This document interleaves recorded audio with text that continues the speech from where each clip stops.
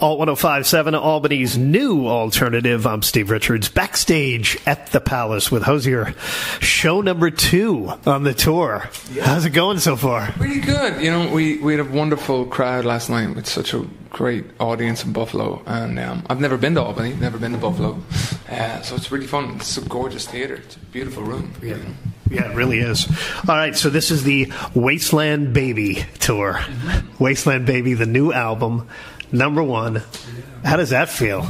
It's great. I wasn't expecting a Billboard. I wasn't predicting a Billboard number 1. I got to say. I think you know, we did a lot of work in kind of in New York. I spent a few days with label and. It came as a super surprise when the word came in. I'm thrilled, over the moon. Yeah. 2013, the big year for you, the success of Take Me to Church. Did you feel a lot of pressure going into this project on the sophomore album? The pressure I felt was I didn't predict this moment, but the pressure I felt was kind of self-contained, and it was to make sure that I was writing stuff that felt honest and felt worthwhile to write, and felt like something I wanted to hear being written.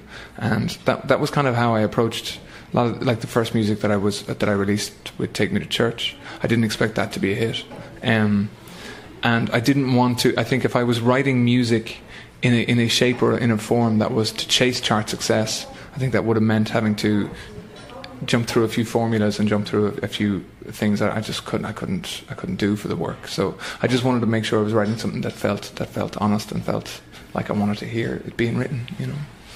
Speaking of that, the writing process for this, you took a lot of time off. 4.5 years? I mean, you had toured for such a long time. So what was the writing process like? I kind of went back to exactly as it was for the first album. So I was touring that first record for a long, long time. I think, you know, I was kind of burnt out after it. I didn't want to get into writer rooms. I just wanted to make sure it was coming from me. It was honest. I took a bit of time out in the countryside, which is where I wrote a lot of the early music. And I was living in a bungalow there, and just cultivating the ideas and demoing them and seeing where they went and seeing where they took me. And I think it was just making sure I wanted to write stuff that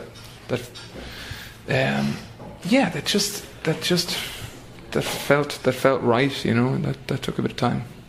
The first track on this album, which appeared on an EP, is Nina Cried Power, the great duet with Mavis Staples. How did that come about, and what was that like? Yeah, I think it was one of the best experiences I've ever had. I have to say, working with Mavis, getting to know Mavis, getting to meet Mavis. I feel incredibly lucky to have had that opportunity. She embodies, like, her legacy and all of her life's work really embodies what that song is about, and it was kind of a song about, you know, artists kind of putting their music putting their heart where their music was, putting their values and their hopes where their music was, and singing honestly about the world as they experience it. Mavis embodies that, even with her most recent work, from her first work to her most recent work. And aside from that, she's like the kindest, most charismatic, most wonderful presence to be around. She's just one of the best people I've ever met.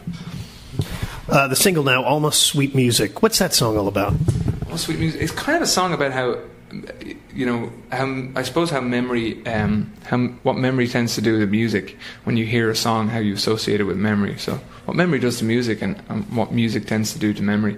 But I wanted to kind of write a song that's sort of in the narrative as kind of a stream of consciousness. It contains all these old jazz standards titles in it, and it's just, I suppose, a story of somebody describing this scene where these songs are playing, and how they're trying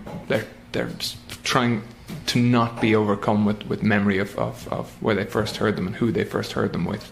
So I think that's kind of the whole gist of it. The album artwork. Yeah. Created by your mom, Rain. Yeah. And what was that shoot underwater? What was that like? It was fun. We did a few kind of preliminary stuff, got some source backdrops from this old haunted mansion in Ireland. So all these it's kind of had this dilapidated grandeur to it. And yeah, like found a pool, set up a room, chair, table, backdrop, and then just, you know, my pockets were full of weights to keep me seated. It was really fun. It was a good day. Yeah, it was cold. The pool wasn't heated, sadly, so it was freezing. But it's really good, really fun. How many times underwater? I can't. I lost count. I would say, I completely lost count. So I was probably in and out of there 4, 5, 6 hours. So you know, trying to do 20 seconds, 30 seconds at a time. It was a long day. All right, so you got the U.S. tour. You're in the States. What, through the early fall? Yeah.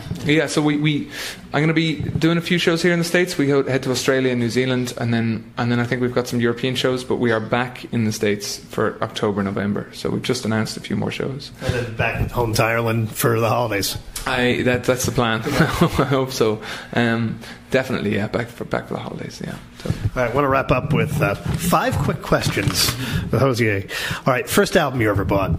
First album I ever purchased. I can't quite remember. I remember the first album I ever got was Live and Dangerous by Thin Lizzy, which is a live album. First concert? First concert, I think I remember being taken to a Sting concert as a kid. But I remember seeing my dad play a few bar shows and stuff like that as a child too. So. Now, we talked about the collaboration with Mavis on Nina Cried Power. You have a dream collaboration? A dream collaboration? Tom Waits was one of the big reasons I started falling in love with singer-songwriters and stuff, you know, and his form of kind of, I don't know, I just fell in love with his work as a teenager. His work was kind of my treehouse as a kid, you know, your own little kind of place. Tom Waits, definitely, yeah. How about an offbeat song on your iPod? Offbeat song on my iPod? I don't know what you describe as offbeat. I would say I have a lot of kind of like folk stuff, like folk harmony. So the Voice Squad, they're an Irish folk trio, and they sing a cappella, but all these old kind of folk songs. And your favorite movie of all time? Favorite movie of all time? That is a really, really tough one. I have a lot of love for Wes Anderson films, and I remember seeing The Royal Tenenbaums for the first time and just being completely, you know, just kind of enchanted by it, and the way he sets up scenes, and just the odd offbeat kind of dark humour to it. I really loved that one. Hozier, thanks for joining me. Thank you very much. And a happy birthday. Yeah. You got that coming up too on St. Patrick's Day. Totally, St. Patrick's Day. So it's going to be a world ender. Just number one on the Billboard, St. Patrick's Day, birthday.